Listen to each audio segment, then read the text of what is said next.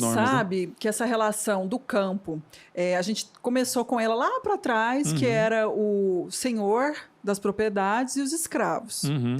E aí acabou a escravidão no Brasil, mas a gente ainda sabe que ela existe, principalmente no meio rural, em diversas propriedades.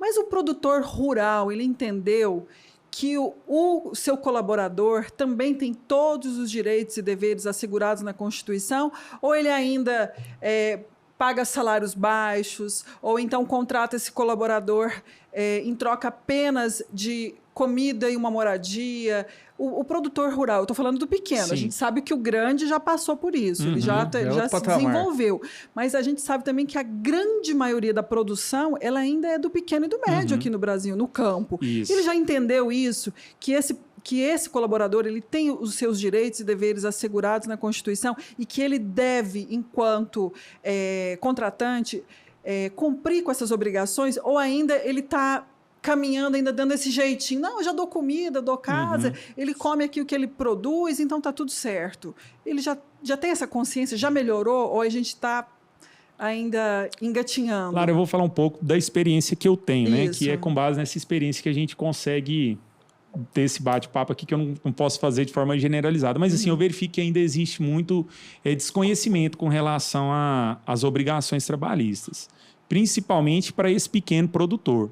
E aí, quando a gente fala, eu vi que você fez uma abordagem muito interessante sobre o grande produtor, a gente sempre falou disso, e tem outro fenômeno que faz com que o grande produtor também ele seja tão diligente em cumprir com a norma trabalhista, porque ele é mais fiscalizado. Ele é alvo de fiscalização, o tempo todo. Porque ele tem vários empregados, então, assim, ele está sempre ali no alvo do Ministério do Trabalho, do Ministério Público do Trabalho. Já o pequeno produtor, até pela dificuldade desses órgãos fazer essa fiscalização, ele muitas vezes ele acha que aquilo não vai dar em nada, porque muitas vezes realmente não dá, né?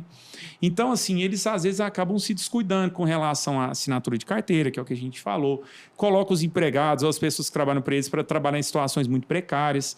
E essas situações, quando elas são analisadas pelos fiscais de trabalho, elas podem ser interpretadas como trabalho escravo.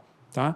Então, você não pode colocar uma pessoa num alojamento que ele não tem condições de higiene, que ele não tem condições, que ele não tem um local adequado para dormir, né? Que ele fique no tempo, que ele não tenha condições sanitárias, um banheiro, um lugar para ele se trocar, para ele tomar banho, para ele fazer as refeições. Então, assim, é muito comum que nesses processos que envolvem propriedades rurais, que esse pessoal não tem assim, um local para um banheiro no ambiente de trabalho.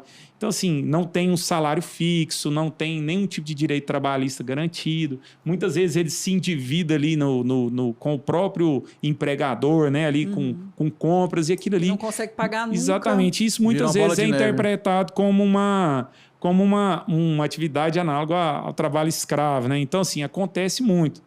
Acontece muito, de fato. Então, quando você me pergunta se eu acredito que esses produtores, esses menores produtores, se eles têm essa compreensão do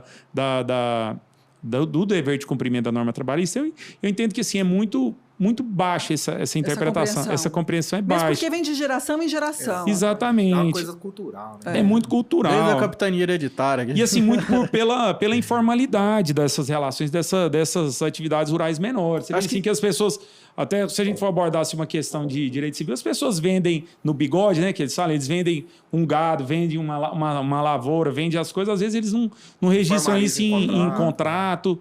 Então, assim, é muito comum acontecer isso. Em razão dessa informalidade que eles estão acostumados a trabalhar, eles adotarem isso também nas relações de trabalho, né? De emprego. Então, mas só que hoje a gente vê que